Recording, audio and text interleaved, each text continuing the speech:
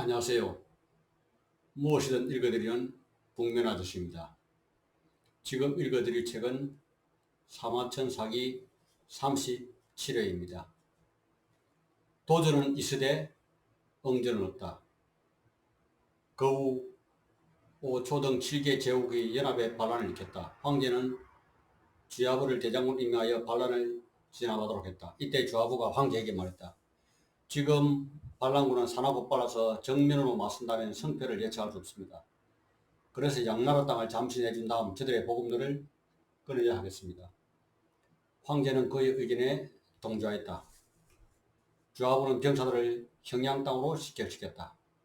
당시 반란군은 양나라 땅을 공격할 수인데 양나라는 위기에 빠지자 주하부에게 도움을 요청했다. 하지만 주하부는 못 들은 척하며 군대를 양나라에 아직 닿지 않은 곳에 주둔시키면서 튼튼하게 방어진지를 구축했다. 양나라 지방에서 날마다 사절을 보내 구원병을 요청했지만 주하부는 들어주지 않았다. 그러자 이번에는 황제에게 직접 글을 올려 호소했고 이에 황제도 양나라 지방에 구원병을 파견하라고 주하부에게 명령했다. 그럼에도 불구하고 주하부는 끄떡도 하지 않았다. 그러면서 주하부는 믿을 만한 부하를 시켜 날쌘 기습 부대로 반란군의 보급로를 차단해고 했다. 그 후 보급로 근처 굶주림이 살린 반란군은 사력을 다해 싸움을 끌어왔다. 하지만 주하부는 맞서 싸우기는 쳐다보지도 않았다.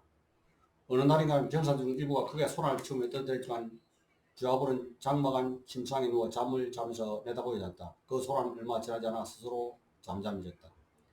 그 뒤로 반란군은 매일같이 공격에 들어왔지만 주하부는 명령을 내려 절대 응진하지 말기로 했다.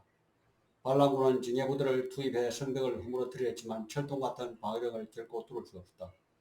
반란군은 이제 제풀에 지치고 먹을 양식도 없어 스스로 철수하려고 했다. 이때 이제까지 맞서 싸울 생각도 하지 않았던 주하부가 정군에게 공격명령을 내렸다. 그러자 모든 병사들이 굳게 닫혔던 성문을 한꺼번에 몰려나가며 반란군을 포위해들었다. 순식간에 반란군은 싸워보지도 못하고 크게 패하였다. 주하부는 그 열세를 몰아 반란군을 끝까지 추적해 괴멸시켰다. 이때 반란군의 총수이 되는 오나라 왕비는 대군을 포기한 채 몇천 명의 적의병들과 함께 강남 탄도현까지 도망쳤다. 한나라 군사들은 기세를 타고 추기하여 반군들을 모두 포잡고 그들을 항복시켰다. 아울러 왕비의 머리에 현상금을 걸었다. 한 달여가 지나 월나라 사람이 왕의 머리를 베었다는 보고가 들어왔다. 이렇게 하여 반란은 3개월 만에 완전히 진압됐다. 그리고 모든 사람들이 주하부의 작전이 정확했음을 비로소 하게 됐다. 다만 이때의 일로 양형왕과 주하부의 사이는 악화되었다. 주하부가 조정에 들어오자 그는 반란 진압의 공로로 성상의 자리까지 올라갔으며 황제의 신임도 돋태웠다. 그러나 거기에 이르면 쇠퇴하는 법. 정상에 올라간 주하부의 내리막길은 이때부터 시작됐다. 지나치면 모자람만 못하다. 주하부는 자신을 과신하는 성격이었다. 특히 5초 7국의 반란을 진압하고 난 후 그 성격은 더욱 강해졌다. 한나라 초기에 왕조를 흔든 양대 사건으로 여시의 재난과 5초 7국의 난이 있었는데 주하부와 그의 아버지 주발이 각각 이 기회를 해결했던 것이다. 그래서 주하부는 자기들 부자가 아니었으면 한나라가 이미 멸망했으리라는 자부심을 갖고 있었다. 그 결과 주하부가 황제에게 간섭한 일이 자칫 많아졌다. 유리의 아들을 태자에서 폐위시키려는 경제에게 주하부는 강하게 반대했으며 경제의 부인 왕부인의 오빠를 제후로 임명을 할 때도 경질이 반대했다. 고조의 말씀에 유시가 왕이 될 수 없다고 하셨습니다. 또한 공적이 없는 사람은 제후가 될 수 없는 법입니다. 경제는 매우 기분이 상했고 결국 그를 제후로 임명하지 않았다. 그뒤 흉노왕 등 5명이 한나라에 투항해 온 것이다. 경제는 흉노에 대한 배추이라고 그들을 제후로 임명하겠다. 이때 주하부가 나서났다. 그 자들은 자기 군주를 배신하고 투항했습니다. 지금 그들을 제후로 우대한다면 폐하께서는 장차 신하들이 배신했을 때 어떻게 비난할 수 있겠습니까? 그러나 경제는 주하부의 강력한 반대도 불구하고 이번에는 자기 생각을 고집했다. 얼마 지나지 않아 경제는 궁에서 주하부를 지켜라고 음식을 하사했다. 그런데 주하부의 자리엔 단지 큰 덩어리 고기 하나만 놓여있고 작게 썬 고기도 없었으며 젓가락을 놓지 않았다. 주하부는 마음속으로 불만을 가지고 고개를 돌려 출자를 중하는 관리에게 젓가락을 가져도록 말했다. 경제는 이를 보고서 맹세를 하면서 이것이 설마 그대의 뜻에 부족하다는 것이오? 라고 물었다. 주하부는 곧 모자를 벗고 사죄했다. 황제가 나자 주하부는 곧바로 걸음으로 문 밖으로 나왔다. 경제는 그 나가선을 눈으로 지켜보면서 말했다. 저 불평 많은 사람은 나이 어린 장의 대신을 맡기에 부적합하다. 그로부터 얼마 뒤 주하부의 아들은 부친을 위하여 오로지 황제의 물건만 제작하는 공관 상방이 500가지의 순장용 두와 갑옷 그리고 방패를 구입했다. 그러나 그들을 운반하는 사람들은 힘들게 일을 했는데도 돈도 지급받지 못했다. 그들은 그것이 황제의 용품을 몰래 산 것이라는 사실을 알고 있었고 그래서 분노하고 산사의 좌부가들이 반란을 꾀하고 있다고 보았다. 그리고 이런 좌부까지 인류대의 모욕을 받게 됐다. 정의는 좌부를 문책하면서 그대는 반란을 일으키려고 하였는가라고 묻다. 좌부는 내가 산 기호는 모두 순장중인데 무슨 반란을 일으킬 수 있겠는가라고 대답했다. 정의는 그렇다면 그들은 비록 지상에서는 반란을 일으키지 않는다고 하더라도 저에 가서는 반란을 일으키고 생각하는 것이다 라고 했다. 옹리의 가혹한 신문은 더욱 심해졌다. 처음에 관리가 좌부를 체포할 때 그는 본래 자살할 생각이었으나 그 아내가 처지하였으므로 자살하지 못했다. 그러하여 그는 정의에까지 넘겨오게 됐다. 그는 5일 동안 밥을 먹지 않았으므로 마지막에는 피를 토하고 죽었다. 그의 본국 역시 폐지됐다. 퇴사하고 말한다. 좌부는 용병을 할 때 진하게 엄숙한 용모와 정중한 태도를 유지할 수 있었고 또한 능히 굳세게 안내할 수 있으니 바로 사마현적 어지간을 뛰어넘을 수 있겠는가. 그러나 아쉽게도 그는 자기의 지모에 만족하여 다른 사람에게 겸손하게 배우지 않았고 절조를 줄 수 있으나 김명하지 못하여 마침내 공경에 빠졌다. 참으로 슬픈 일이로다. 열전 20 백이열전. 하늘의 뜻은 과연 옳은 것인가? 그런 것인가? 백이열전은 사기열전의 가장 맨 앞에 배치되어 있다. 그런데 사기의 봉기, 세가, 열전의 말미에는 모두 태사고의 말이 뒤따르고 있으나 본편에만은 그것이 기록되어 있지 않다. 대신 전편이 찬양과 탄식의 서사로 이루어지고 있다. 사마천은 평생 올바른 정의만을 위하여 살았던 이의 대표자. 백위와 숙제는 결국 수왕선수를 굶어 죽게 했던 반면 멸가지 도둑질을 하고 살인을 일삼는 도척은 끝까지 호요시하고 마음껏 일생을 방류하고 있는 현실에 절망한다. 그래야 사마천 이근에서 과연 하늘의 뜻, 즉 천도란 존재하고 있는가? 과연 하늘은 선을 창조고 악을 말하느냐? 여부에 대하여 대담한 회의를 제기하고 있다. 무릇 학자들이 읽는 서적은 지극히 평범하지만 그러나 믿을 만한 근거는 역시 육정에서 찾아간다. 시진과 상세는 비록 결손된 부분이 있다고 할지라도 그러나 거기 실린 운하라고 하나에 관한 것을 통해서 양에 관한 것을 알 수 있다. 여임금이 군주의 자리에 승문할 때는 그 자리를 순임금에게 선양하였고 순임금이 우임금에게 양해할 때는 사방 제후들이 모두 함께 추천한 우임금을 일정한 직위의 시험 삼아 등에서 수십 년 동안 직무를 수행하게 하고 그의 공직이 두드러지게 나타난 다음에야 비로소 정권을 넘겨줬다. 이와 같은 사실은 천하의 귀중한 복이며 제왕은 중대한 법통이기 때문에 천하를 물이 준다는 것이 이처럼 어렵다는 것을 말해줬다.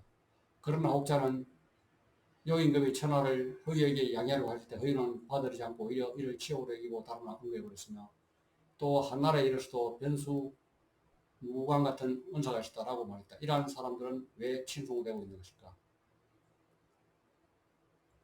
태사공은 말한다. 나는 기산에 올라가 본 적이 있는데 그 산 위에 허유의 무덤이 있다는 말을 듣다. 공자는 옛날의 인인, 성인, 현인들을 차례로 열가면서 오고 태백, 백이 같은 사람에 대해서도 매우 상세하게 말하고 있다. 나는 허유와 무왕의 진리가 지극히 고결하다고 알고 있지만 시, 서의, 문사에는 조금 더 그들에 관한 결학이 나타나 있지 않으니 이것은 무슨 이유인가? 공자는 백이 숙제는 과거의 원한을 기억하지 않았기 때문에 남을 원망하는 일은 거의 없었다고 말했고 또 인덕을 추구하면 곧 인덕을 얻었으니 또 무슨 원한을 가질 것이 있겠는가라고 했다. 그러나 나는 백이의 마음이 다하여 대단히 비통함을 느꼈으며 그들이 쓴 일시를 읽어보고 의함을 느끼지 않을 수 없다. 그들에 관한 징계는 다음과 같이 언급되어 있다. 백이와 숙제는 고죽국이라는 나라의 왕의 아들로 아버지는 동생인 숙제에게 대를 잃게 할 생각이었다. 그런데 아버지의 육자 숙제는 형 백이에게 자를 양보했다. 그러자 백이는 아버지의 뜻을 따라야 한다면서 거절하여 마침내 도망에 숨어버렸다. 숙제 역시 자기 생활을 고집하다가 도망에 숨어 살았다. 그 고집군 하는 수 없이 다가담 동생을 임금으로 삼게 됐다. 백이와 숙제는 여기저기 숨어 살다가 주나라 지고 있던 새벽창이 늙은 노인들을 잘 돌본다는 소문을 듣고는 주나라를 향해 떠났다. 그런데 주나라에 도착해보니 이미 새벽창은 죽고 없다. 그리고 그들이 이은 무왕은 은나라 조왕을 타도록 위해 군사들을 일으켜 출정하고 있다. 이에 백이와 숙제는 왕이 탄말을 가로막고 무왕에게 충고했다. 부왕이 돌아가셔서 아직 장례도 끝나기 전에 무기를 손에 잡으니 어찌 돌아갈 것이냐. 또한 신하로서 임금을 죽이려 하니 어찌 이리를 할 수 있겠소. 그러자 왕을 수행하던 신하들이 그들을 죽이려 했다. 하지만 강태공은 이들은 어려운 분들이다 하면서 그들을 부추기에 보냈다. 그 뒤 무왕은 결국 은나라를 멸망시키고 주나라가 천하를 다스리게 됐다. 하지만 백이 숙제 형제만 이를 부끄럽게 이라 여겨 주나라의 곡식을 먹지 않고 수양산에 숨어 고사를 키워 먹으며 살았다. 그러하여 굶어서 죽게 됐을 때 체미가를 불렀던 것이다. 저 서산에 올라가 고사를 채우다. 폭신호서 포강을 바꿨지만 아직도 자신의 잘못을 모르는구나. 신동씨와 순임금, 우임금 시대는 이미 지나갔으니 나는 도대체 어디로 간다는 말인가. 아, 떠나가리, 영원히 떠나가리. 진실로 운명은 비통하다. 결국 백이 숙제라는 수양산에서 꿈을 이루었다. 그런데 이 노래를 살펴보면 과연 백이 숙제가 남을 연마하는 뜻이 전혀 없다고 할 수 있을 것인가. 누군가 이렇게 말했다. 하늘의 뜻, 저 천도란 사사로이었으며 언제나 착한 사람이 편이다. 그렇다고 한다면 백이 숙제는 과연 착한 사람이 있는가? 어진 덕을 쌓고 품행을 바르게 했음에도 마침내 굶어 죽은 것은 무엇을 뜻하는 것인가? 옳고 그름이란 무엇인가? 또한 공자의 70제자 중에 공자는 오직 아내를 가리켜 학문을 즐기는 사람이라고 칭찬했는데 정작 아내는 끼리조차 제대로 읽어갈 수 없으며 지게미와 쌀재로도 배를 채우지 못하고 마침내 이 길을 찾아왔다. 하늘이 착한 사람에게 지불하는 대가가 이런 것이란 말인가. 그러나 도척은 날마다 무고한 사람들을 죽이고 사람의 간으로 배를 쳐서 묵었으며 포악한 수천 명의 무리를 끌고 천하를 어지럽혔지만 끝내 아무 첨벌도 없이 제 목숨을 온전히 누리고 살았다. 그는 도대체 무슨 덕을 쌓았고 어떠한 선을 행했다는 말인가. 이 몇 개의 예는 가장 전형적인 사례로서 가장 분명하게 설명하고 있다. 지금에 이르러서도 그 행위가 법도를 준수하지 않고 오직 나쁜 짓만 일삼으면서 법을 어겨도 도리어 평생토록 향락을 누리면서 부귀하게 살고 있고 대대로 이어지고 있다. 반면에 사는 것도 신중하게 선택하고 말 한마디를 하는데도 해야 할 때만 비로소 하며 길을 가는데도 큰 길로만 가고 공개한 일이 아니면 하지 않는 사람들이 오히려 재앙을 만드는 일이 무척 있다.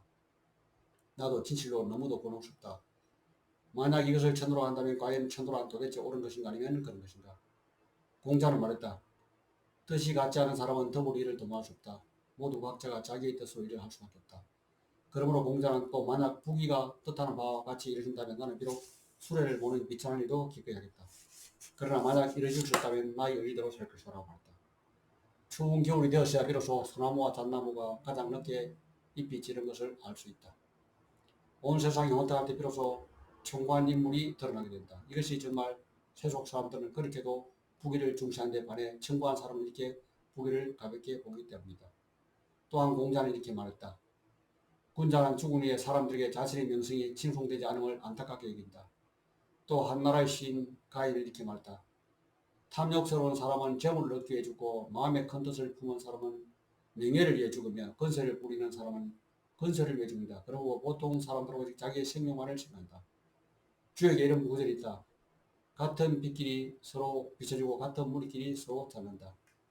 구름은 용을 따라 일어나고 바람은 호랑이를 따라 일어난다. 그리하여 성인이 나타나면 만물의 본래 모습이 모두 드러난다. 백이와 숙제가 비록 현명하긴 하였지만 공자의 찬양을 얻었기 때문에 비로소 그들의 명성이 더욱더 두드러지게 나타났고 안년이 비록 학문에 독실하긴 하지만 공자라는 천리마의 꼬리에 붙여서 그 고상한 덕행이 더욱더 분명해졌다. 깊은 산의 아면에서 살아가는 은사들도 출사와 어때서 원칙을 대단히 중시하는데 어떤 한 시기에 만약 이들의 명성이 모두 파묻혀 찬양을 받지 못하게 된다면 어찌 슬프지 아니한가. 세속에게 평민으로서 품행을 연마하고 명성을 채우고자 할 때 만약 덕이 높고 명망 있는 현인에 의존하지 않고서 어떻게 자신의 명성을 후세에 전할 수 있겠는가. 20일 안녕. 만약 그가 살아있다면 기꺼이 그의 마부가 되었다. 만약 안녕이 오늘 살아있다면 나는 기꺼이 그의 마부가 되었다. 왜냐하면 그것은 나로 하여금 절구고 부끄러운 부러운 일이 될 것이기 때문이다. 사마천이 이토록 찬미했던 사람은 바로 안녕이다. 사마천은 왜 그토록 안녕을 찬양해내지 않았던가. 사마천은 특정 인물의 행동과 개성화된 음으로서 인물의 내면 세계를 묘사하는 탁월한 능력을 발휘하고 있다. 이 글에서는 그런 면모는 생생하게 드러나고 있다. 과연 사마천이 그토록 양모하던 안녕은 어떤 인물이었는지 탐색해 보도록 하겠다. 이것으로 제 읽기를 마치겠습니다.